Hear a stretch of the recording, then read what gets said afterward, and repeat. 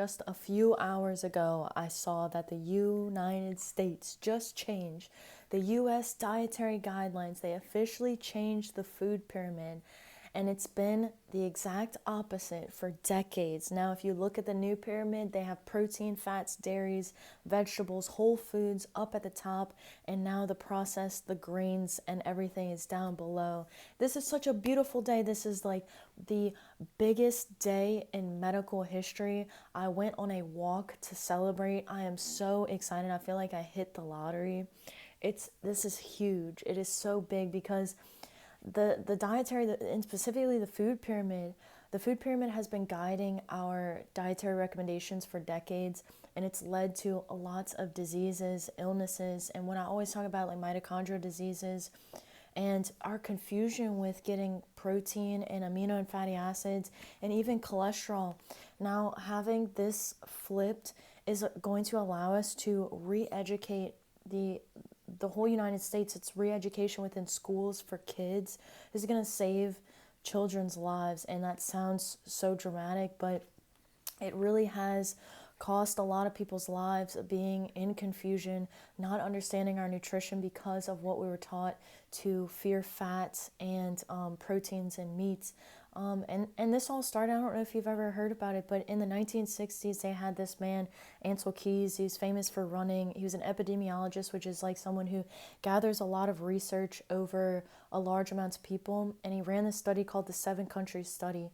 And what happened is that they left out several key factors, and they basically linked fat to heart disease, but it wasn't the case. What they did was they left out certain countries. I think like one of the best countries to look at was France. One had one of the highest fat intakes and lowest rates of heart disease. And so what happens was they designed an entire food pyramid and our dietary guidelines based off of this skewed study, and it has guided our entire country for decades. It's guided the medical industry, the pharmaceutical industry, for instance, statins, even these GLP-1 drugs, diabetes complications, everything, etc., etc. The mental health crisis has also been driven by this. Why? Because protein and fats in particular, cholesterol, it builds our bodies, it builds the cells. This shapes how we feel in our body. It shapes how we relate out into the world. And it is everything. What we put into our bodies is everything. Who are you without a memory, right? Dr. Mary Newport's work, if you haven't checked her out, she did her most of her research with Alzheimer's, dementia, diabetes type 3, and getting in enough fats, how important that is for the brain in particular, mitochondria in particular.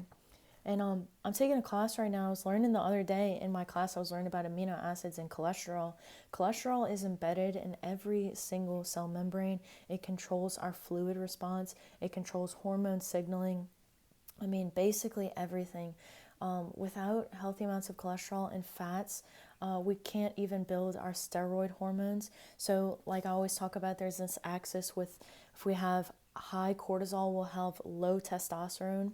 And so cholesterol is actually the backbone of our steroid hormones, which is testosterone. So it's like we've just been in this race with this misunderstanding, which started with the food pyramid and has really messed up our biochemistry. So today is just like a beautiful day.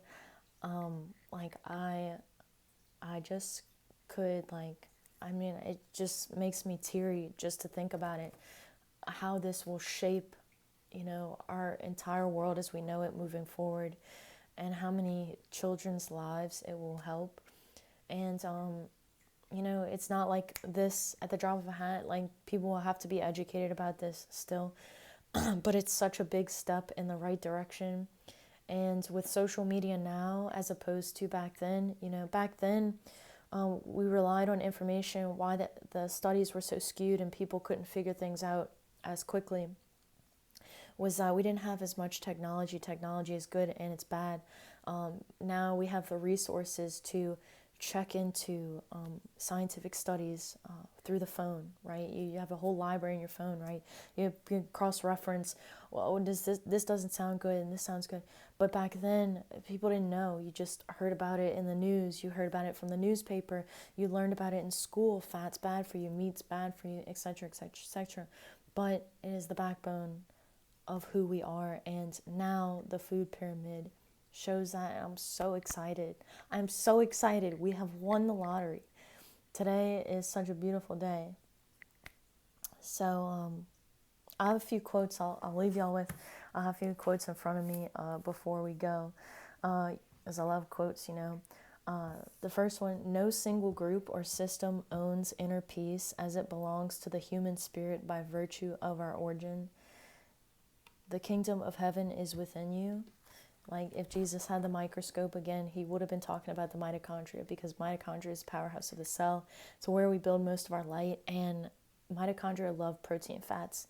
They love them. You are not breaking your awakening. You are free to choose, but you're not free from the consequences of your choice. Your flame is sovereign. You are solidly in your peace. All uncertainty is doubt about yourself. And delayed but not denied. Delayed but not denied. Today is such a beautiful day. I'll say it one last time in case you didn't hear it enough. You're so beautiful and intelligent. And if you are working to get out of a rough place, wherever you are in your life, if you feel scared or uncertain, protein, you remember how important your food is medicine. It shapes our decisions, how we decide from either a place of fear. We either decide from a state of tension in the body, fear, cortisol, or we decide from a place of confidence, peace, testosterone, relaxation in the body. Like A Course in Miracles talks about, we are either in heaven or hell at any point in time. So remember that you have a choice. I love you so much. If this video is helpful for you, you can like, share, and subscribe, but I will catch you next time.